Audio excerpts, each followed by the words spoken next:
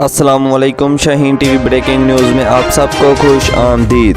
सरकारी टीवी के मेज़बान डॉक्टर नुमान ने शुएब अख्तर से आखिरकार मुआफ़ी मांग ली है। डॉक्टर नुमान कहते हैं, प्रोग्राम के दौरान ऑन एयर जो कुछ भी मुझसे हुआ उस पर जितना रद्द-ए-अमल आता उतना ही कम था और वो बिल्कुल जायज़ रद्द-ए-अमल आया था।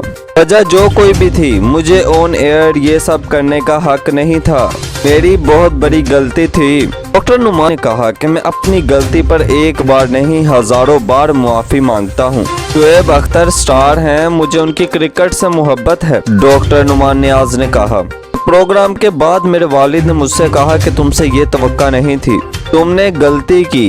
उस वक्त शुएब अख्तर एक स्टार और मैं सिर्फ एक मेज़बान था, मुझे मामला संभालना चाहिए था। डॉक्टर नुमान नियाज कहते हैं कि ये चीज़ नहीं होनी चाहिए थी जिसका मैं खमियाजा भुगतने के लिए तैयार हूँ, बल्कि भुगत भी रहा हूँ। आपको ये बात बताते चले, अभी चंद रोज कबल ही डॉक्टर नुमान नियाज ने शुएब अख्तर को ऑन एयर ही प्रोग्राम के दरमियान शो छोड़ जाने का कह दिया था और ये बदतहजीबी बाकायदा तौर पर गैर मुल्की खिलाड़ियों की मौजूदगी में हुई थी। और इस बदतहजीबी के बाद शुएब अख्तर पहले तो खामोश हो गए, लेकिन जैसे ही प्रोग्राम में ब्रेक आई उन्होंने पीटीवी से मुस्ताफी होने का ऐलान कर दिया था। इस वाक़ये के बाद पाकिस्तान में शुएब अख्तर के हक में पोस्टें की गई।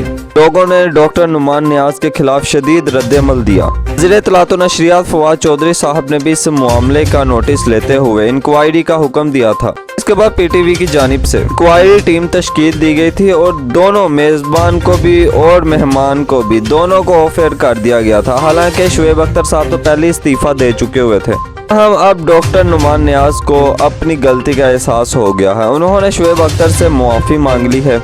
यकीनन शुएब अख्तर भी नरम दिल के मालिक हैं और अच्छे इंसान हैं। हम उम्मीद करते हैं कि दोनों की सुलह जल्द हो जाएगी। ताहम नाज़रीन मोहतरम, ये सारी तफसीलात थी जो शाहीन टीवी ने आपके साथ शेयर की हैं। अगर आपको हमारी ये वीडियो पसंद आई हो तो इसे लाइक कीजिएगा, शाहीन टीवी को सब्सक्राइब कीजिएगा और बेल आइकॉन के बटन को दबा दीजिएगा ताकि यहाँ आने वाली हमारी तमाम नई वीडियोस भी आपको मिलती रहे। यूं ही आपका और हमारा साथ बना रहे। शुक्रिया।